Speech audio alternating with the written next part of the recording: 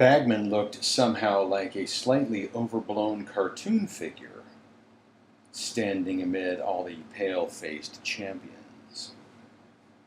He was wearing his old wasp robes again. "Well, now we're all here, time to fill you in," said Bagman brightly. "When the audience has assembled, I'm going to be offering each of you this bag." He held up a small sack of purple silk and shook it at them.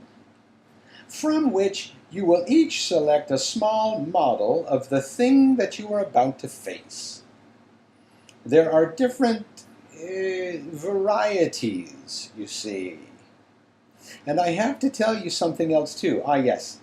Your task is to collect the golden egg."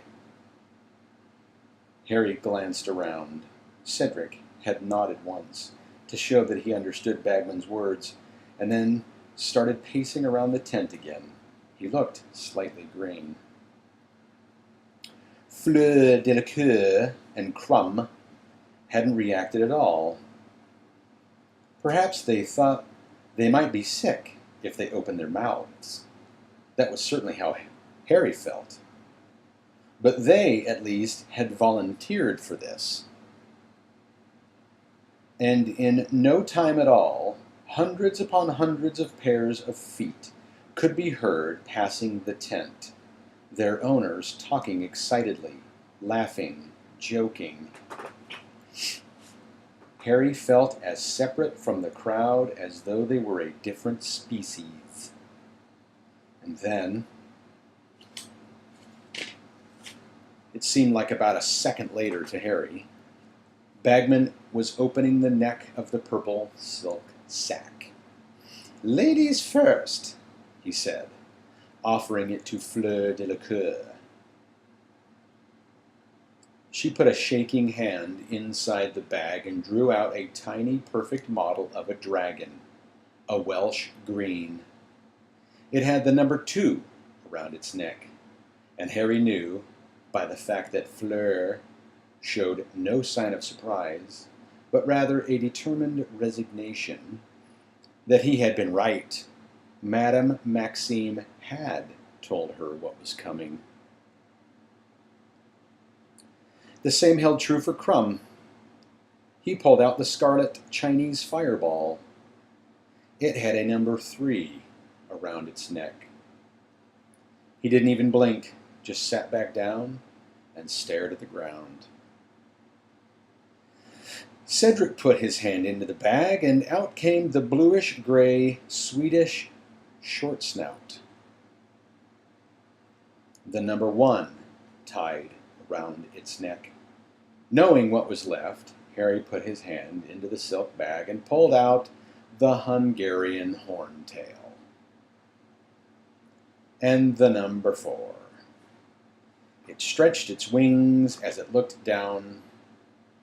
It stretched its wings as he looked down at it and bared its minuscule fangs. "Well, there you are," said Bagman. "You each have pulled out the dragon you will face, and the numbers refer to the order in which you are to take on the dragons. Do you see? Now, I'm going to have to leave you in a moment because I'm commentating. Mr. Diggory, you're first. Just go out into the enclosure when you hear a whistle. All right? Now, Harry, could I have a quick word outside?" Yes," said Harry blankly, and he got up and went out of the tent with Bagman, who walked him a short distance away into the trees and then turned to him with a fatherly expression on his face. "Feeling all right, Harry? Anything I can get you?" "What?" said Harry. No, nothing." "Got a plan?" said Bagman, lowering his voice conspiratorially. "Because I don't mind sharing a few pointers. If you'd like them, you know. Bagman continued, lowering his voice still further. "You're the underdog here, Harry.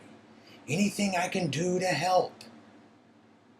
No, said Harry, so quickly he knew he had sounded rude. No, I know what I'm going to do, thanks. Nobody would know, Harry, said Bagman, winking at him. No, I'm fine, said Harry, wondering why he kept telling people this, and wondering whether he had ever been less fine. I've got a plan worked out. A whistle had blown somewhere. Good Lord, I've got to run, said Bagman, and he hurried off. Harry walked back to the tent and saw Cedric emerging from it, greener than ever. Harry tried to wish him luck as he walked past, but all that came out of his mouth was a sort of hoarse grunt. Harry went back inside to Fleur and Crumb. Seconds later they heard the roar of the crowd, which meant Cedric had entered the enclosure and was now face to face with the living counterpart of his model. It was worse than Harry could ever have imagined, sitting there and listening. The crowd screamed, yelled, gasped like a single many-headed entity as Cedric did whatever he was doing to get past the Swedish short snout. Crumb was still staring at the ground. Fleur had now taken to retracing Cedric's steps, around and around the tent. And Bagman's commentary made everything much, much worse. Horrible pictures formed in Harry's mind as he heard, "Ooh, narrow miss there, very narrow. He's taking risks, this one. Clever move. Pity it didn't work." And then, after about 15 minutes, Harry heard the deafening roar that could mean only one thing. Cedric had gotten past his dragon and captured the golden egg. "Very good indeed," Bagman was shouting. "And now the marks from the judges." But he didn't shout out the marks. Harry supposed the judges were holding them up and showing them to the crowd. "One down, 3 to go," Bagman yelled as the whistle blew again. "Miss Delacour, if you please." Fleur was trembling from head to foot. Harry felt more warmly toward her than he had done so.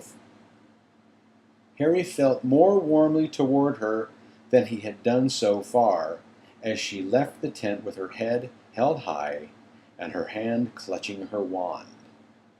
He and Crumb were left alone, at opposite sides of the tent, avoiding each other's gaze. The same process started again. "Oh, I'm not sure that was wise," they could hear Bagman shouting gleefully. "Oh, nearly! Careful now! Oh, good gracious! I thought she'd had it then."